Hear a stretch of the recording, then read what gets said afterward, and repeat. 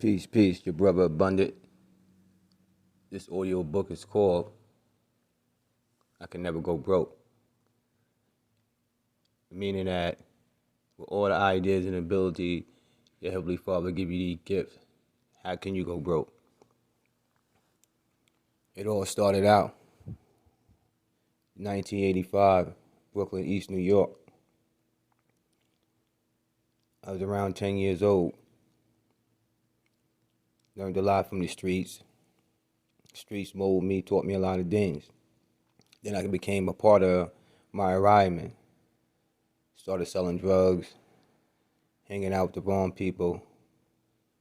Like, I sold drugs for 7 years of my life. Rain, sleep, and snow. Hung that corner, hugged that block. Everybody knew me.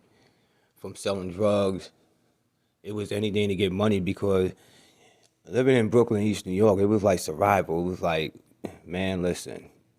Days like, you had to have a GED just to work at McDonald's, put it like that. So brothers didn't have GEDs, and you wasn't getting no jobs under the table. You wasn't working at the moms and pa stores and stuff like that.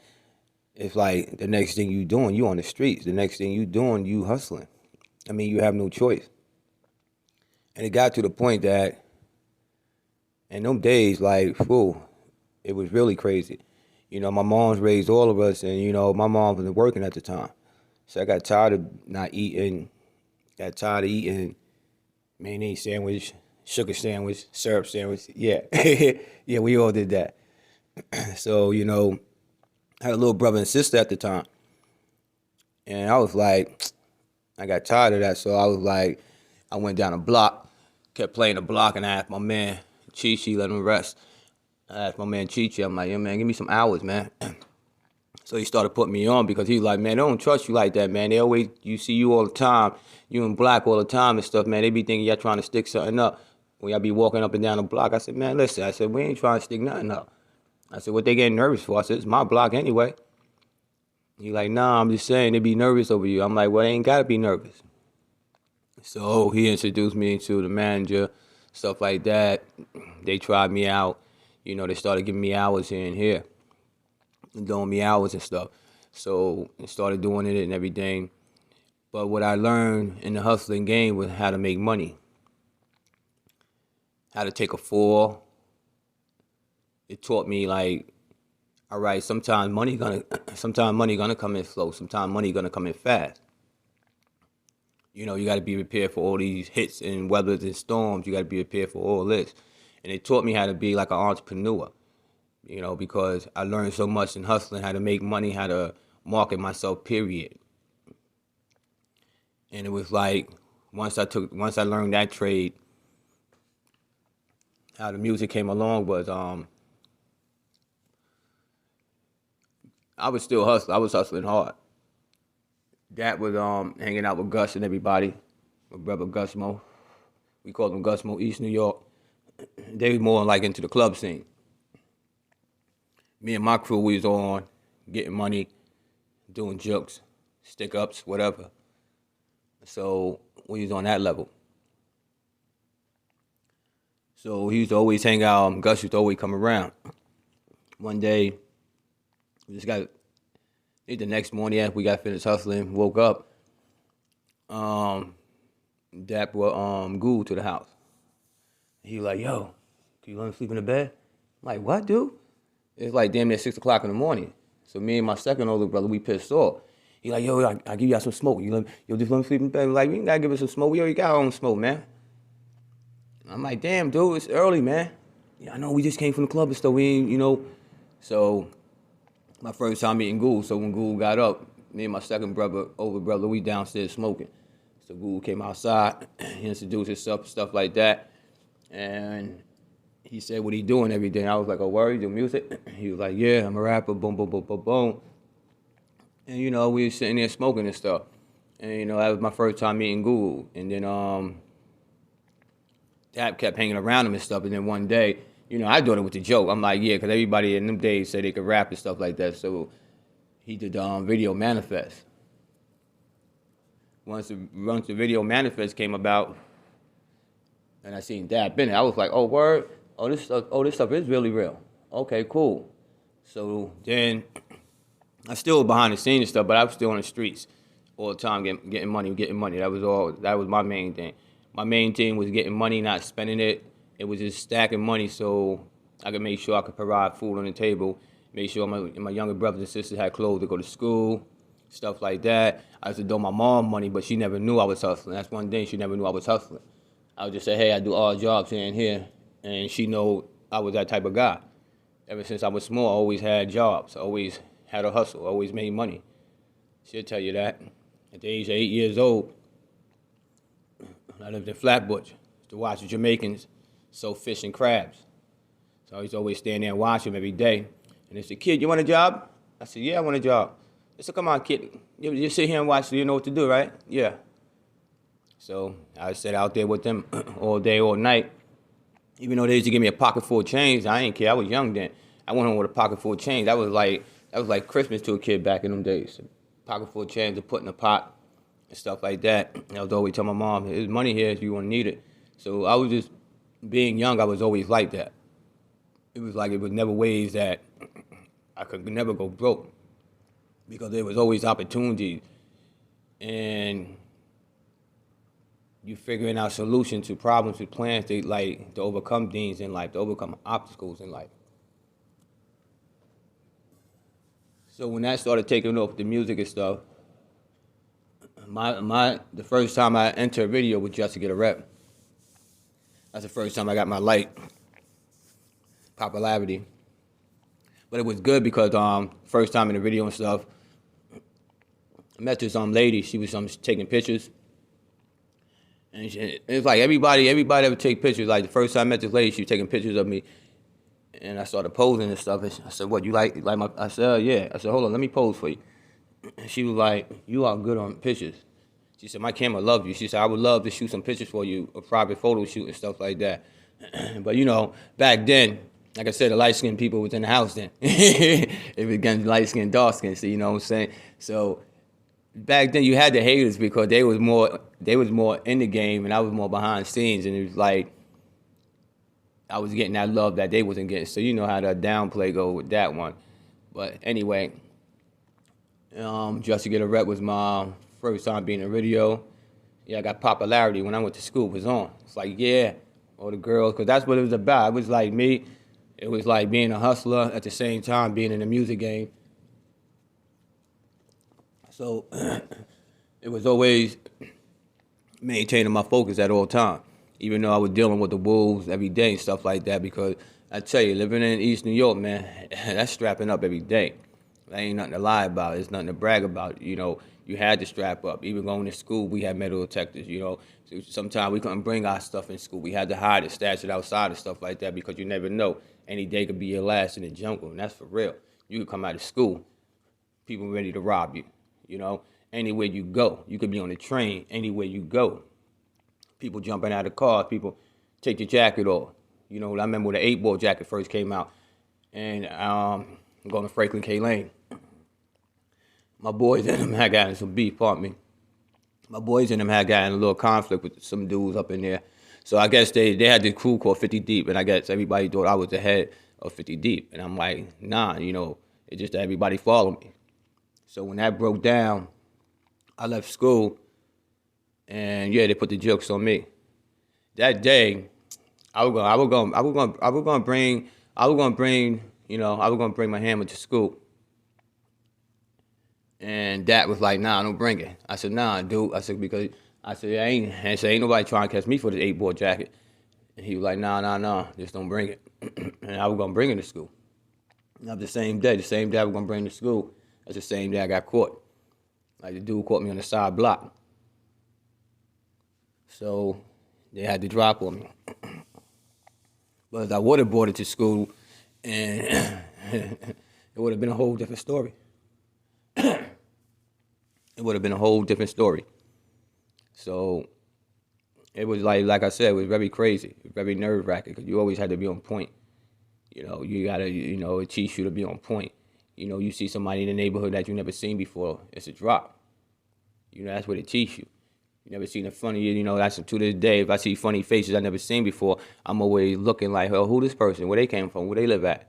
You know, because you got to be on point. Everybody always tell me that, yo, why you always do that for? Because I'm on point, dude. You know, I need to know who's around me because, you know, funny faces in the hood ain't cool. Somebody plotting on you.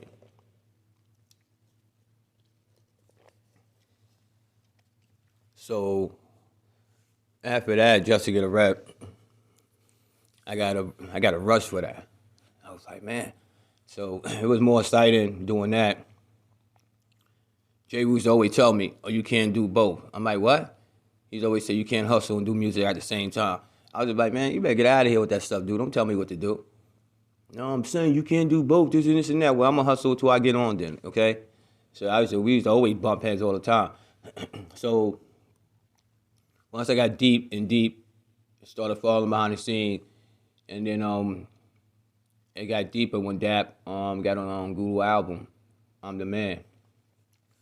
So once he started stepping up his rank, you know, I was behind him, all that behind the scenes. And it took me to places. It took me out of that street life, but it took time to take me out of that street life. You know, because I almost lost my life in the street life. So it took time for me to get out of that street life. And to be part of a crew.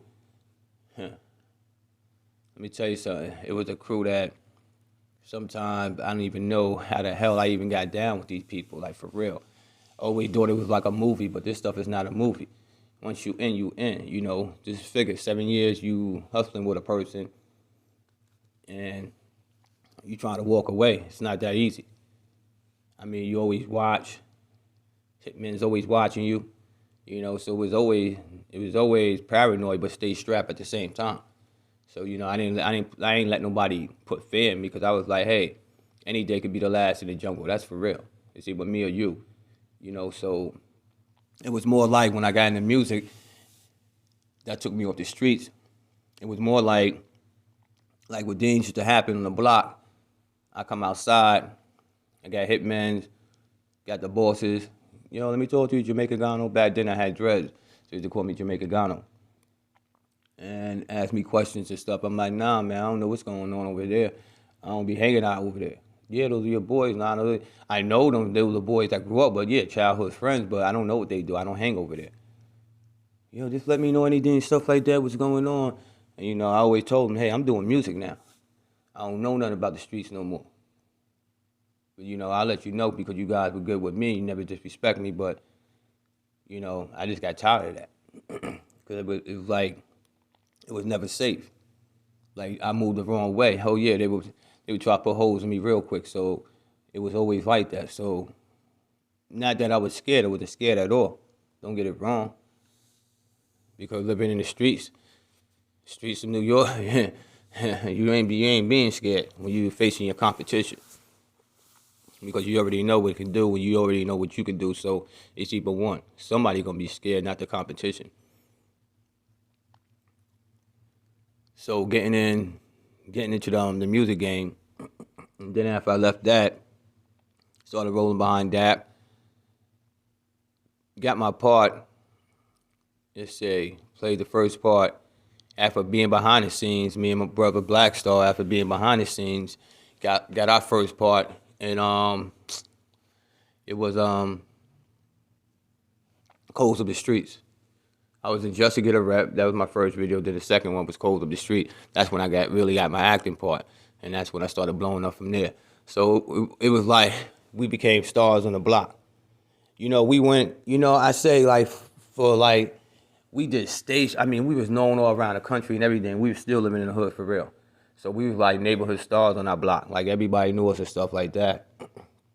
It saved us from the street, and took us to the music game. So it took me to another world of hustling, a corporate world. And then I learned the corporate world. So once I started learning that trade, it was very confusing at first. Then Jay Roos always say, oh, it ain't about rap. Oh, he said the game ain't all about music. He said 99%. He says 1% music, 99% business. Yo, you need to read that book, or you need to. I'm like, yo, man, come on. I said, first you say, you know, when I was hustling, oh, you can't do both. I said, nah, I ain't hustling no more. Now you're going to tell me I need to know the business? Come on, man. Come on with that stuff. You know, back then, Jay Roos, like, he was like, he was too smart for his own good, and a lot of brothers they couldn't understand that because he was like, it was like he was awakening at the wrong time in the game. He knew his smartness. And a lot of brothers they couldn't catch on to it. That's what that was. So it's the egg a lot of brothers. So then I just started sitting back studying everything. I started studying Premier, how he do beats and everything. Started learning. Then started studying Ghoul, and they were teaching me things in the game.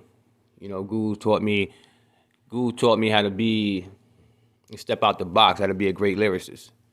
Premier taught me the business market of the game, when to put out songs, when to drop, what's this, what's that.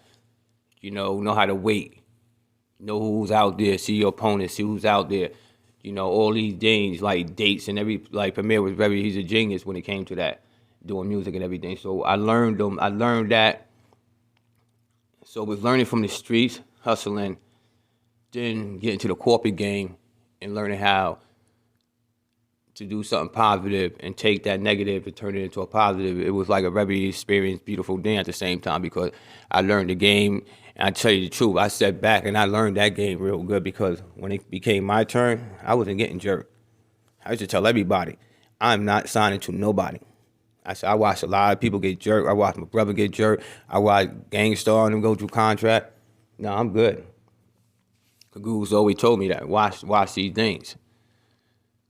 So I watched things like that. So when it came down to me, I was good. I was like, nah, I ain't getting jerked. So just keep being behind the scenes. It was like, let me go to D&D studio. I met Big when Dap and did the first album. Me and Dap was always go to the spot and get smoked. And one day, we was in a car. And what I'm saying, Dad was like, hold up. There's a fat boy over here, man. They be breaking into the car and stuff around here, man. They be knowing who we are. So Dad wanted to see. It's funny. Dad's a funny person. He goes to see. He could have said to the guy. He said, yo, come here. He like, yo, come here. And Big came running over. And he like, yo, what up, man? What up, Dad? He like, yeah. And so let me ask you something, man. Yo, who be breaking in the cars up there and stuff like that? You know what I'm saying? Breaking in the windows, taking the cars, radios, stuff like that, man. Stealing the systems. And he was like, I don't even know. You know me, yo. I know who y'all are, stuff like that. You know me, love. I'll let you know. And Dad like, word. Let me know, man, because you know what I'm saying? Catch somebody doing that, man. They know who we are around here, stuff like that. Let me catch somebody doing that. And Big was like, yeah, I'll let you know, man. I'll let you know. So that was the first time I met Big. And then ever since then, just for meeting him that first time, that's how, when he got on in the game, that's how we started talking and stuff. You'd be on the corner, pitching quarters late at night. I remember one time with me, him, C's, and my brother Black Star. Oh, that was with us too. So we on the corner pitching quarters. It's down there like 5:30 in the morning. It was like 4:30 in the morning, right? So all of a sudden, Ghoul see us and stuff like that because we was about to go back to Ghoul house. So Ghoul see that he stopped hanging out with us and stuff like that. All of a sudden, cop, he was double parked. So the cop ran his license plate and stuff like that. Oh, you Gang Starr, what's up, boom, boom, boom. He like, I hate to tell you, but you got a warrant. Ghoul like, I ain't got no warrant. He said, yeah, for 1989. He like, he got a warrant. He like, yeah, for 1989. He like, what you talking about for hopping the turnstile? So it was just funny. So that night, Ghoul got locked up. We had to go see Owen the next day. Ghoul left his chick. Ghoul was funny. Ghoul had girls coming in from other countries coming to see him. He's a funny guy. He had the beautiful girls coming in from other countries, man. Unbelievable. This dude had him imported. There ain't no lie. He taught me the quality of things. He had it imported. So at the same time, he had to import it. Dap, he trying to move up on that chick because he like, oh, Ghoul's in jail. It was on a weekend, so Ghoul came out Monday. And Dap told him, Dap said, that's what you get. You see us over there chilling with Big and stuff like that. You want to be known and stuff like that. Yeah, you want to come out and be known. Yeah, that's what you get. See? You would took your faggot behind home. That wouldn't happen. See, I told you, man, you can't be hanging out. You can't be doing what we doing. See, you don't get it. You can't be out here, what we doing, you can't be doing this. You different. Yeah, this stuff just be funny, man. I tell you, when them two argue, I tell you, man, it's like brothers for real, for real. They argue like, what? Unbelievable. But, you know, everybody got along at the same time. Premier was always the cool guy. Premier was all calm and stuff, but Premier, he will get angry real quick. But most of the time, he's more business. He's more business. You know, I went to Premier for a lot of things. Most of the time, when we have money and stuff like that, we go to Premier, go to the studio. He owed me and Black some money and stuff like that. You know, he kept us motivated in the game. So I learned a lot. I mean, being in that game, we was hungry, like trying to get on all ways. And, you know, I was using all my abilities, all my ways all my gifts and my talents that my Heavenly Father gave me, I was using them. And, you know, I was breaking in, like, yo, we got to eat. We got to eat. So, you know, that grind became tight. But we kept sticking in, rolling. Then, you know, we always up in the studio. Everybody come up there. You know, Jay-Z come up there. Premier do some songs for him. You know, I sat and spoke to everybody. Normal conversations.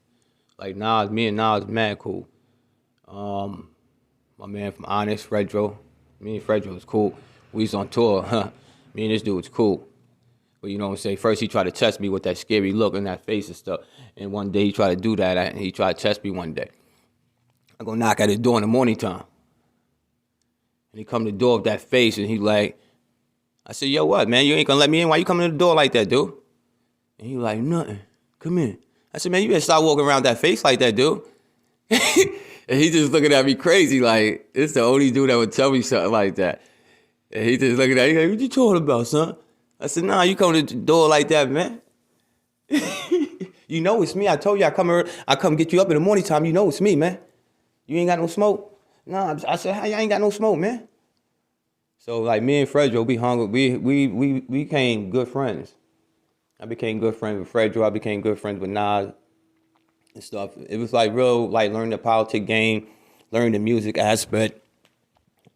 And then when I had then we started getting deeper. And then Dap got his deal. Superstar came about. After Superstar, Living Proof, the album came about. That's when I had my break, The Realness. And that was my first time, like, me and Black doing our thing. The Realness had took us places that we didn't even know. So me and Black we was always working on the side, you know, because I already seen everybody getting jerked and all that, and I wasn't trying to go through that. So back in them days, that people wasn't, a lot of entertainers, a lot of rappers wasn't making music, making beats. They was paying people to make beats for them. So me and Black, we had the best of the both worlds because we came in early doing that all, learning for Premier. So it was like Black would go get records, buy records and stuff. We'd sit there, smoke, listen to them. I'm like, yo, I'm gonna loop this right here. I'm gonna go to Greg House, Buggy Eye, go to my man Buggy Eye house, and chop it up. So at the same time, I was working on my album. At the same time, like being around the scene and stuff, it was taking time, but we was learning how to do music, how to make music, how to select music. Premier taught us, you know, Premier taught me like how to hear yourself in the booth, you know, how to listen to yourself, how you supposed to sound all the time. Premier taught me a lot, so we was already like being molded at that time. And when it came to the chance, and we got our break, it was on from there. You know, I already knew what I wanted to do. So the Realness took us off, and it just set us off, and it opened up the doors, and then it made room for Brain Sick Enterprise. The album, how that came about was, like I said, we was on the block. You know, I was like putting calls in every day. You know, I was calling overseas record labels. I was sending demos, our albums out like all over. Believe me, I was working nonstop. Damn near waste like in a week, $300 on phone calls because they had a travel agency. So I was to call all over. Then I would do move with the people out in Tokyo, Japan, Sony Record out there. So I was always like calling out in Japan and stuff like that. I was always working, getting this stuff out there. And I didn't understand. I'm like, dog, man, put all this work in. We got the industry buzzing. Everybody know about Brain Sick Mall, Brain Sick. Like, yo, what's up? So, you know, just sitting there in front of the barbershop, it was me and Black in the barbershop, and Dad was like, what y'all standing around for? We like, man, listen, man, you trying to get some money, man. You keep playing with this stuff, saying you got people that put some money in our pocket. What's up, dude? You got this music sitting here. What's up? So he was like, yeah. He always wanted fee. See, like Dap, the type of person, he ain't gonna tell you unless he getting something out of it. If he getting something out of it, yeah, he'll tell you about something. Other than that, he's not getting that. He's not telling you. So we was sitting there, and I told him, I was like, yo. He like, yo, I got these people for you. Like, who? He like, Tape King. He said they big fans of you. We like, all this time, dude? All this time? He like, yeah, but I put you on, man. Don't diss me and then I be like everybody else. I'm like, come on, dude. I'm like, dude, come on, man. How the hell you gonna say people diss you, dude? You forgot how you was getting around. We was hustling, man. Sure you had money in your damn pockets. How the hell you think you was doing all that? Like, for real, hello? So he put us on with Tape King. So went down there. I met Ian. Called them up. They was open to meet me and Black. So went down there. See, I always don't let Black talk because Black is on the street. You know, he was always a street guy. His mentality was more street and it wasn't more corporate. See, I learned how to take that street and turn it into corporate. So I learned how to talk. I learned how to adapt into a lot of things because on that first album, I was the head of promotion team. I put a team together for the promotion. We had one of the best teams. Ask anybody. Everybody wanted to hire our teams. We had one of the best teams in the game, street promotion, all over. Group Home was all over when we was done, and it was only a 6-man team. I said, Premier brought me in when they were doing a deal and negotiating the deal with that. That wasn't there, but I was there with Premier in the room and everything. And it was so funny because like after the deal, Premier came to me. He was like, he showed me the whole contract, and he broke the whole contract to me down. I was wondering why he did it, but he broke the whole contract to me down. He was showing me what's up, and then he was like, all right, so he showed me the budget. He said this is the budget for the street promotion. So then I had to go talk to Dino Terral. What up, Dino? So I had to go talk to Dino. So Mr. Dino. So sitting there with Mr. Dino, set up what we needed for the street, what I needed, and stuff like that. With the record label, what I need them to send me, and everything. So I was already handling business already, behind the scenes before, it was just using that talent.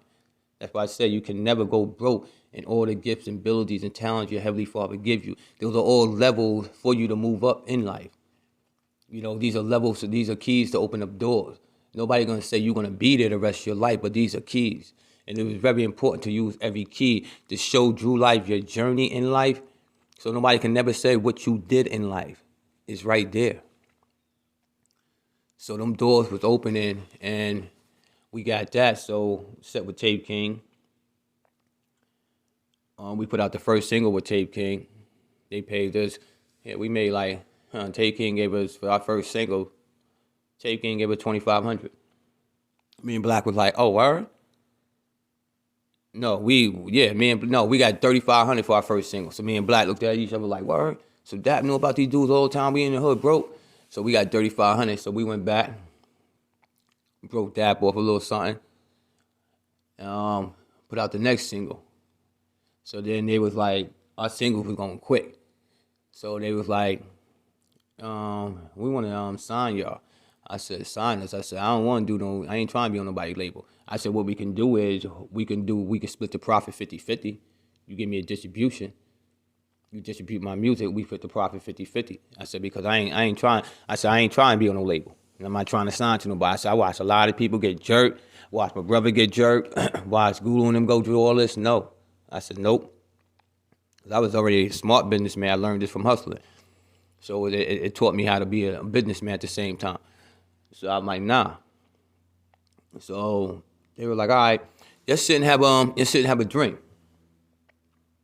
So we sat and have a drink, told them about my life story, told them what I'm trying to do and where I'm trying to take this at. The next week later, we had another meeting. So they were like, all right, so think about this. We signed you, not to our record label, but it's like a distribution. I said, no. I said, we're going to just split the profit half and half. I said, check this out. We can do it like this. You invest into me, and when we get the distribution, because they wanted a bigger distribution. I said, when we get this bigger distribution, you take your half. This album go, you take your half, you take your cut, whatever you invest into me, you'll get your money right at the top. So he was like, so what are you talking about? I said 120,000. He was like, that's deep. He said, what about 60? I said, what about 90? He said, what about 65? I said, what about 85? He said, what about 70? I said, what about 80? He looked at his partner. He said, okay, we can do 80. I said, my next thing now, how fast is it going to take you to get that money up? He said, in a month. I said, you got yourself a deal. And ever since then, me and Black was in the studio doing our album. That's how the album Brain Sick Enterprise came about. And, from then, I was on my grind. I went in, did that album, produced it, mixed it down with my engineer. Everything came from me. I had top producers. I worked it with, first I worked with Aguilar, Adolf Assassin. I gave him the name Aguilar Mozart. He won't tell you that, but I gave him the name Aguilar Mozart because he was a genius when he did. So I called him Aguilar Mozart. So gave him that. He did a couple of joints on the album. Then I had DJ Enough and Jeff Pa. DJ Enough for Hot 97. They did 2 joints on the album. A good friend of mine, Buggy Eye, did 2 joints, and the rest of the songs I did on my album. Now, when I bought the beat, DJ Enough, he wanted the point. Everybody wanted the point, and I was like, nah, we don't give no points over here. I said, I'm buying your beat straight, flat, free. He's like, I can't get 1 point. I said, listen. I said, first of all, ain't nobody making money off of me. I said, if this album blow up, that means you'll still be eating off this album. And I said, that means I still got to pay people back money. And then at the end of the day, I'll be broke and everybody else be living. I said, nah. He was like, yo, you drop a hard bargain. And he was like, all right, cool. So I said, one more thing. He was like, what? I said, since I bought your beats, I own your beats. But I'm not going to take that producer credit. But I tell you what I want. On your beats, I want co-produce. He's like, co-produce? I said, yeah. I said, because you going to give me this beat and everything, but me and my engineer going to sit and we going to listen to it, and we might have to tighten it up. We might have to do this, might have to do that. And that's what we had to do to a lot of their beats. A lot of their beats, me and my engineer Brian, we had to sit there and tighten that stuff up.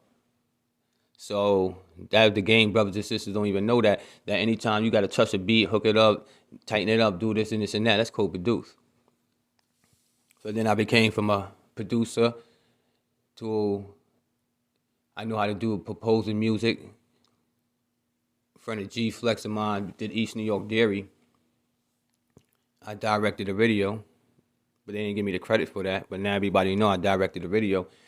He taught me how to be a composer.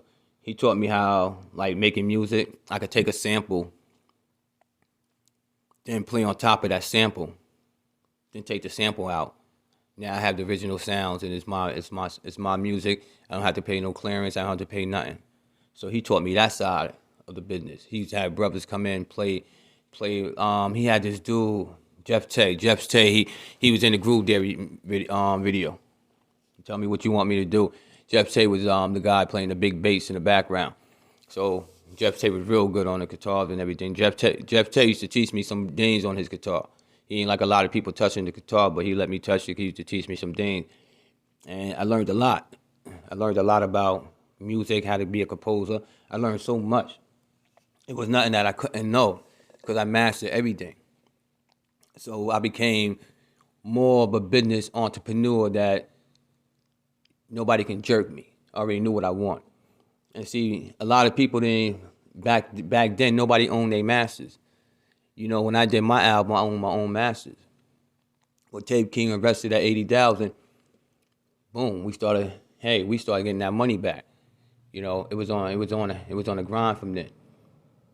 So with me,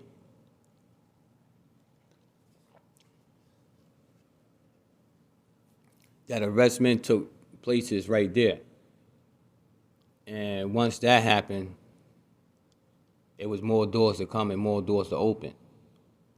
Because once we took off with that, started doing it with them, things went sour because it was like we were looking for the distribution deal, and they had groups that they were shopping our stuff with. And I kept telling them, no, listen, man, don't shop my stuff with these whack dudes, all right? You're going to make us look bad. The portfolio is not going to look good. You're going to go on these labels, and they're going to look at you and say, yeah, you got one hot group, but look at these dudes. I said, they're not going to give you that distribution deal. I said, listen, don't shop no distribution deal with other groups. And then, like, when he was putting out the singles and stuff, I started looking, and I see their label logo on my album. I'm like, yo. So I go back down there beefing again. Yo, why your label on my album? You're not a record label, and this is not a record label. If it was a record label, you'd be paying me now. I wouldn't be here having this conversation with you. Do not put your stuff on my album again. As a matter of fact, where's my music at? See, I didn't know. Like, they used to go to the studio, and they used to, after we was finished, they used to call my man Brian and pick up the masters. I didn't know that. So one day I asked my man Brian, I said, yo, where the masters at, man? Because, you know, Gulu and Premier Way taught me never to let your masters go. Hold on to your music tight. So he was like, oh, Tape King got it. I said, what you mean they got it? I said, what are you talking about? Oh, but they paying. I don't care what they paying.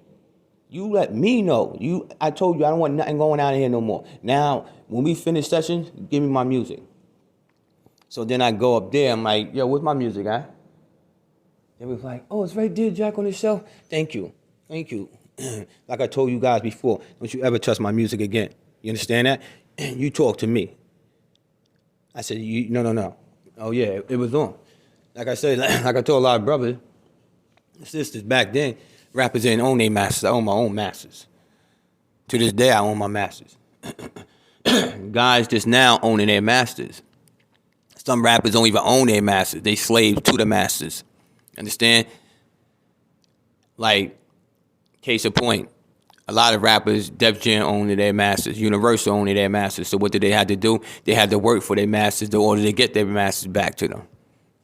That was crazy, right? What I just said, right? Me, I own my masters. I was the first guy in the entertainment game owning their own masters. Hello? I didn't have to turn nothing over to the record label because I was a record label. Hello?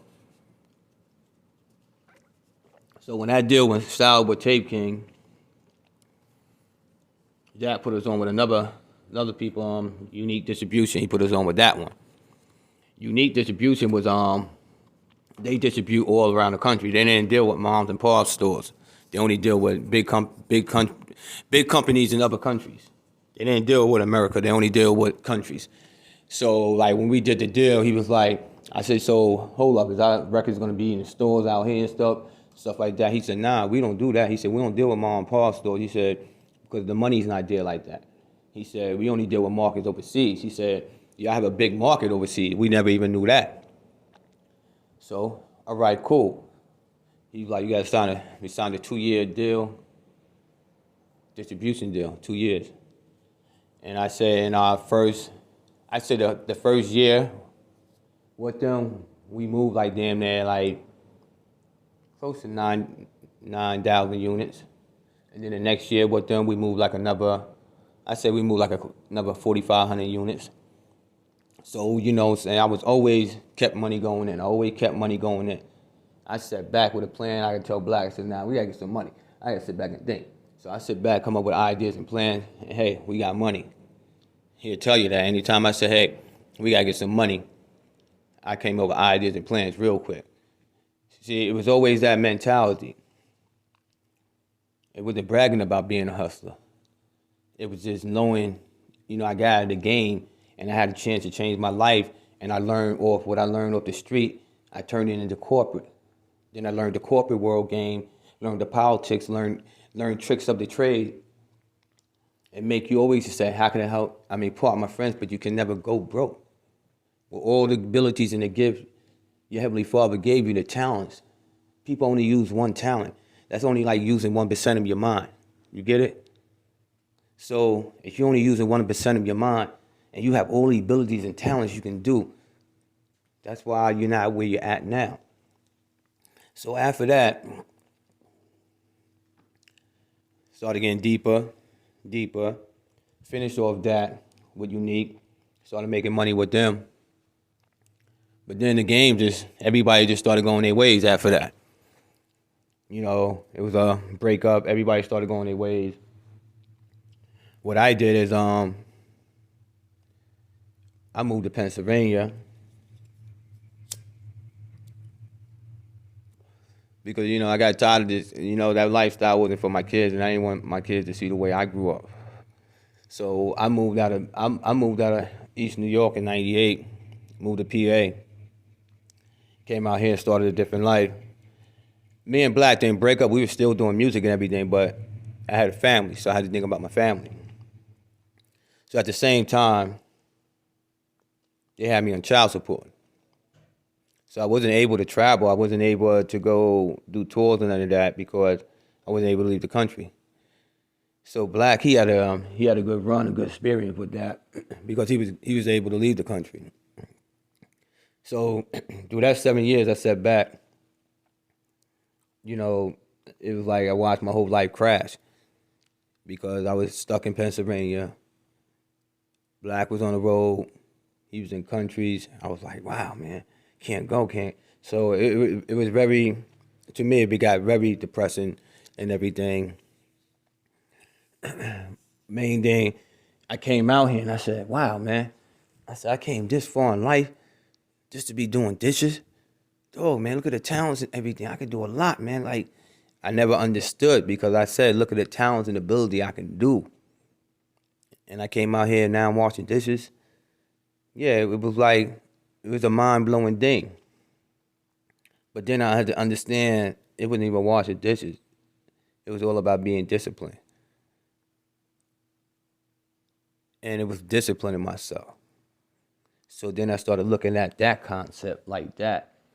So I sat back, always came up with money move, never chased money. Money always chased me. So I sat back at them 7 years and time went by.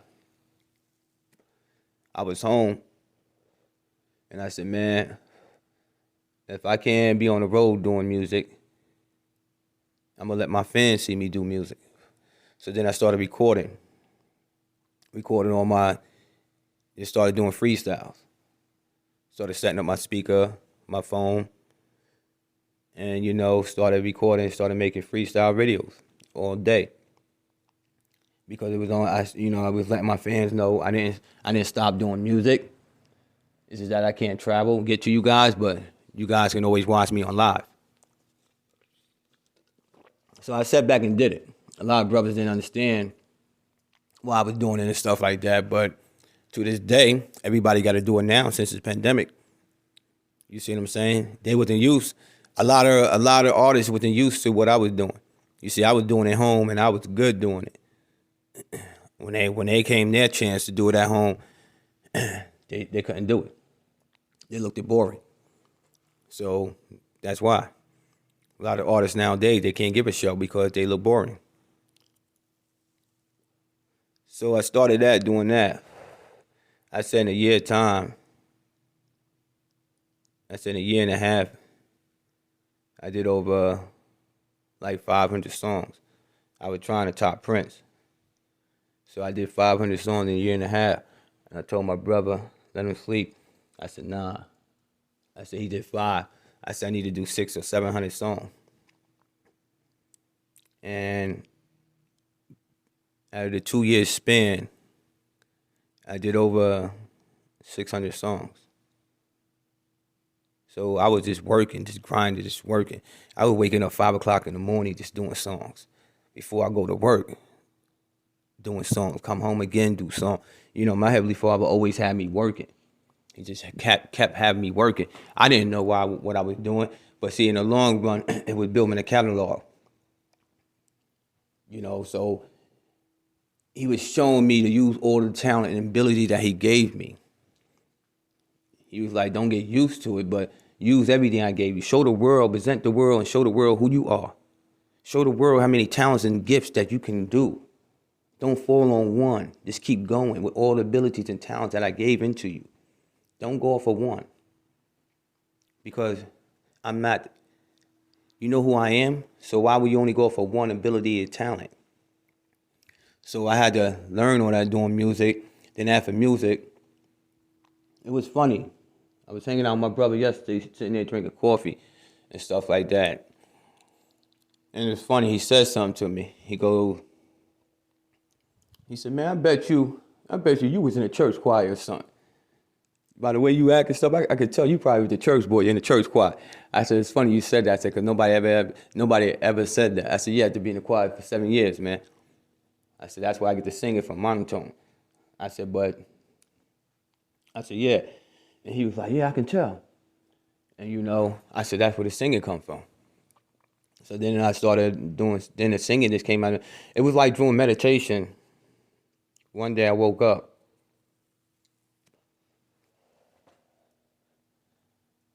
I was listening to Usher album, the album A. Usher said he did the album in, I think, 7-8 days. So I'm listening to this. So I called my brother up.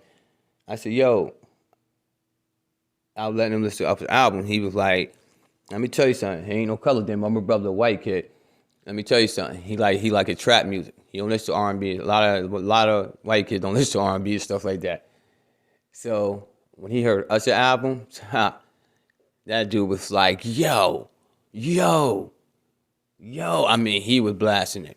Because we had our favorite song. Shorty been driving me crazy. Shorty been driving me crazy. So, yeah. And then it's your birthday. Do you dance your birthday? Your birthday? Eat the cake for your birthday. Beat it up for your birthday. Go girl, go girl, go girl, go girl. It's your world, it's your world. So yeah, so once I put him on the Usher album, I said, yo, I'm gonna download some beats. I said, I wanna do an R&B album. I said, I wanna do something different. He looking at me crazy. He's like, what you mean? So I said, I'm gonna do something different. Because nobody, I ain't singing in front of nobody. I always did the little singing at home and stuff, but this time I took it to another level. I was more confident this time. Like I said, after meditation, I was more confident. So, took me like a day. I selected all the beats. I was on YouTube, getting all the beats together, all the songs I want to do. So the next day, came to my office. I said, yo, man, you got all the tracks I send you on your phone? He was like, yeah. I said, man, listen, don't be gauging through nothing, man. You got them all. I said, because you be dumbing out sometimes. He's like, nah, man, I got it. So I said, all right, cool. So he do the first beat on it, which is like, just going through it. I mean, through that whole day, I tell you the truth. Usher did an album he said he did that album A in 7 days. I did the Bubble album in 3 days. Matter of fact, 2 days. It was done.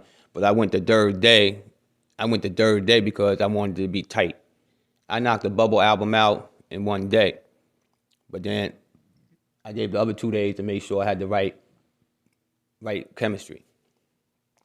So I came in here and my brother do the album, do them beats on, just knocking out everything back to back. Boom. That day, did like 8 songs. Back to back. He threw the next beat on, just kept going. So I was in that cypher mode. And he sat there, he just looking at me. The whole time, he was like, dude, yo, what got into you? Because see one thing he know about me, he called it beady eyes. And I call it tunnel vision. He knows when I'm in tunnel vision mode. He's the only person that knows. He's like, dude, you got them beady eyes. You up to something. Uh-oh, you up to something. So he knew that day I had them beady eyes, so he was like, yeah, uh-huh. So we knocked it out, but it shocked him because I was always rapping. And just to see me change, it was like, he was like, yo, wow, man. I didn't even know you could do all that, man. Them songs, you was killing them. Dude, you was really killing them. And it was like, that's when the Bubble album came about. So I tapped into that. And just like I told a lot of brothers and sisters, they looking at me and say, oh, he want to sing now? No, I've been singing for a minute. Y'all just didn't know about that yet. See, these was all gifts and meant to come in at the right time. Understand? I'm using all my talent and all the ability my Heavenly Father gave me. So singing tapped in. It was my time now to sing. Back then it wasn't. See, there's a time and season for everything. So it was my time. It was my time to do it now. Just like my brother told me, he said, see, back then it wasn't your time to do it. It's your time to do it now. That's why you're doing it now. So it made sense at the end of the day.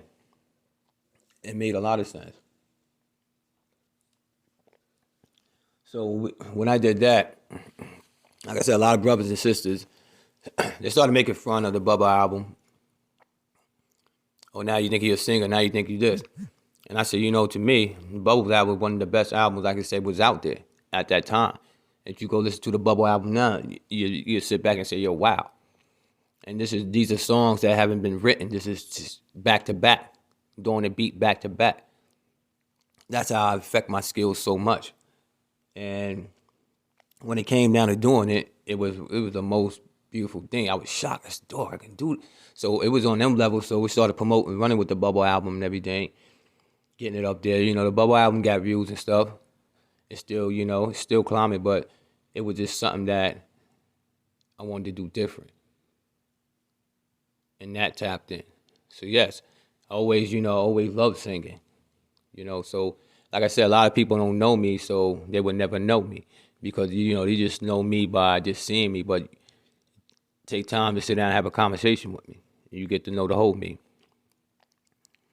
So doing that, running with that, started shutting down the R&B game because it wasn't about singing, it was more about being a songwriter. So see, brothers and sisters lost that game. What I was trying to explain to brothers and sisters, I said, hey, the Bubble album, it's a songwriter album. So if anybody want to buy these songs, they can buy these songs, $1 million song. That's what it's all about. It wasn't about me being a singer. It was about, hey, you want these songs? Yes, I could sing, but you want these songs? Buy them. See, it was another marketing strategy. Like I said, I could never go broke. So all these songs one day, like I said in my rhyme, 500 songs, man, they make me 500 million, man. You guys thought I was playing. No, I ain't playing 500 songs. One day it's going to make me 500 million, man. Because all the gifts and the talent and beauty, I use everything. And pardon me, and when you use all your gifts and talent and beauty, one of them is going to bust the door open for you. You see what I'm saying? But you don't know which one because you're not using all your gifts and your ability that your Heavenly Father gave you, so you don't know which one's going to bust the doors open because you don't know your calling. So once I did that, it was the next thing. What can I do next? Top that, top this, shut the game down, shut the R&B game down. What's next? What else can I crush? I said, hey, what else can I do that I haven't did? I always tell my brother, I said, yo, man, everywhere we go, just funny. Like, everywhere we go, just so funny. I said, people be sitting back saying, nah, that don't happen around them. That's all fake. I said, man, I got to start recording everywhere we go from now on.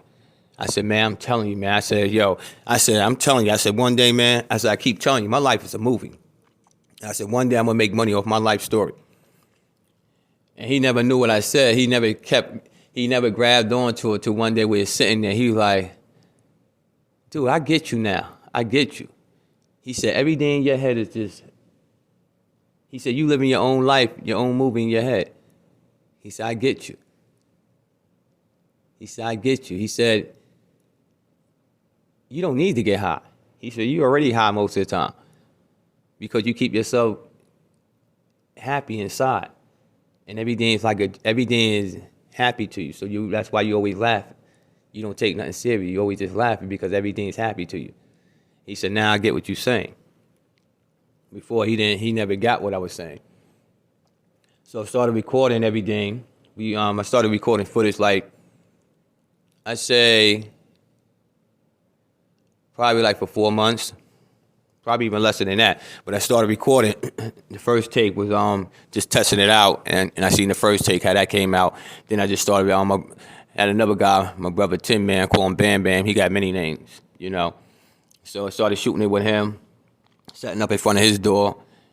And then like all the locals, kids started coming out, like the young brothers that I know, they started coming around. Hey, Dwayne, what you doing? Everybody started passing through the neighborhood. Yo, Dwayne, what you doing? Shooting a sitcom. You want to be in it? Yeah. Alright, they go park, get beer, whatever the case may be. We sit there, throw that camera on. Like everywhere I went, I set the camera up, and I told everybody, "Hey, we're doing a sitcom, so you ready to be in a sitcom? All right, then just be yourself. We hanging out, just be yourself. There's no script on that. We just be ourselves." I said, "That's how you catch the best," and everybody was down with it. So the sitcom came out ill. It came out like I didn't want to. I said, "Man, I want to do like animation. I want to do like cartoon, like a cartoon." So it was more like an animation thing. So what I did is download the app, and I turned it into animation, and it came out even 10 times better than what I expect. And it was like, wow, the sitcom is called "You Can't Lose in the Zone," and that right there, to me, was like taking the cake, because then I tapped into another side of me, and I always said I wanted to do a movie about me, living my life, the life I live. And it was so funny, the sitcom came about. So I had all these songs I did. So like what I did is after the sitcom went off, I do the songs in right behind it. So after the sitcom go off, I gave you music right behind it, music video to go right behind it. So like every scene, I gave you people a music video to go behind it and everything. So it was taking them to them levels. It was like, what else can I do? What else I haven't do? What else I haven't conquered yet? What else can I do? What else I haven't did? So it came to that. So after shooting the sitcom and stuff like that, lost my brother through that process. So it set me back a little bit and stuff. So it's like I was in setback mode, dark mode for a little bit and stuff like that. But then I overcame the obstacles. But it was a setback. It was a setback with a hurting thing, but it was a setback.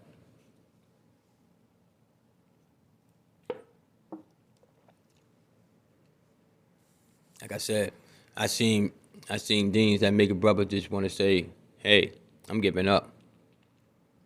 But me, I gotta keep fighting, because we talked about things in life, and I always told him, "Man, you never gotta worry about nothing." I said, "Man, if I ever make it where I have to make it, you don't worry about it. Your family always straight. Don't worry about that. You never have to worry about that." And, that's a brother bond, and I keep that bond because that's why I do what I do and fight for everybody. So nobody family have to live that life no more. So it's tapping into all your gifts and your abilities.